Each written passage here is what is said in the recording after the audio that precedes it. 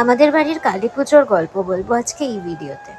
আমাদের কালী ঠাকুরের সাথে গঙ্গা ঠাকুর আনা হয়, মানে কালী গঙ্গা পুজো, গঙ্গা কালী মাইকে জয় বলো। এই যে সামনে ছোট্ট একটা ঠাকুর দেখছো কালী ঠাকুরের সামনে, এটা হচ্ছে গঙ্গা ঠাকুর।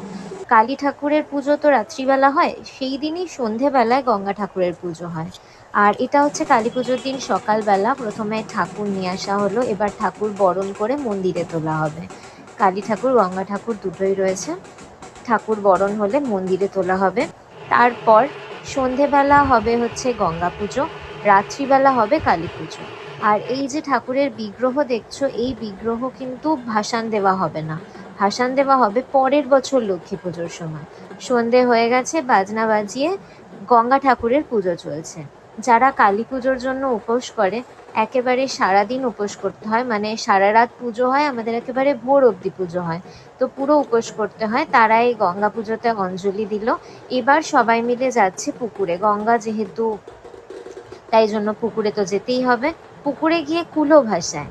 তো সেই রিচুয়ালটা হয়ে যাওয়ার পর আমরা গঙ্গা পুজোর প্রসাদ খাই। তারপর শুরু হয়ে যায় কালী পুজোর তোড়জোড়। কালী পুজো শুরু হতে হতে অনেক রাত হয়ে যায় এবং চলে প্রায় ভোর আলো ফুটে যাওয়া অবধি পুজো চলতে থাকে। প্রচুর রিচুয়ালস থাকে, চলতে থাকে। আর যেটা বলছিলাম, এই বিগ্রহ থেকে যাবে মন্দিরে সারা বছর। পরের বছর যখন কোজাগরী লক্ষ্মী পুজো আসবে, কোজাগরী লক্ষ্মী পুজোর পর একদিন দিনক্ষণ থেকে এই বিগ্রহ ভাসান দেওয়া হবে।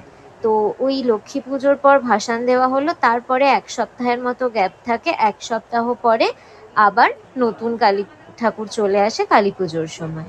তো এটা হচ্ছে রাত্রিবেলা যজ্ঞ চলছে। আর এখন যে পুজোটা দেখছো, এটা হচ্ছে পরদিন সকালবেলা। এই যে সামনে দেখো ভোগ, ভোগ আরতি হয় কালী পুজোর দিন, কালী পুজোর পরের দিন। মানে কালী পুজোটা তো সারা রাত হয়ে ভোরে আমাদের শেষ হয়, তারপরের দিন দুপুরবেলা হয় ভোগ আরতি আর কীর্তন। ভোগ আরতি কীর্তন সবাই গোল গোল ঘুরে কীর্তন করবে, দেখতে পাবে। আর তারপর শেষে হয় হরিলুট। হরিলুটে বাতাসা, চকলেট এইসব দেওয়া হয়ে থাকে। তো হরিলুট শেষ হওয়ার পর ফাইনালি এই বছরের জন্য পুজোর রিচুয়াল শেষ। সারা বছর যেমন নিত্য পুজো হয়ে থাকে সেরকম নিত্য পুজো হবে। পরের বছর লক্ষ্মী পুজোর পর আবার ঠাকুর ভাসান দিয়ে আমাদের নতুন ঠাকুর আসবে। তো আমাদের কালী পুজোর গল্প তোমাদের কেমন লাগলো কমেন্ট সেকশনে অবশ্যই জানিও। এবার হচ্ছে ভোগ আরতি কমপ্লিট হয়ে গেছে, তো এখন এইভাবে ধুতিটা বিছিয়ে দেওয়া হচ্ছে।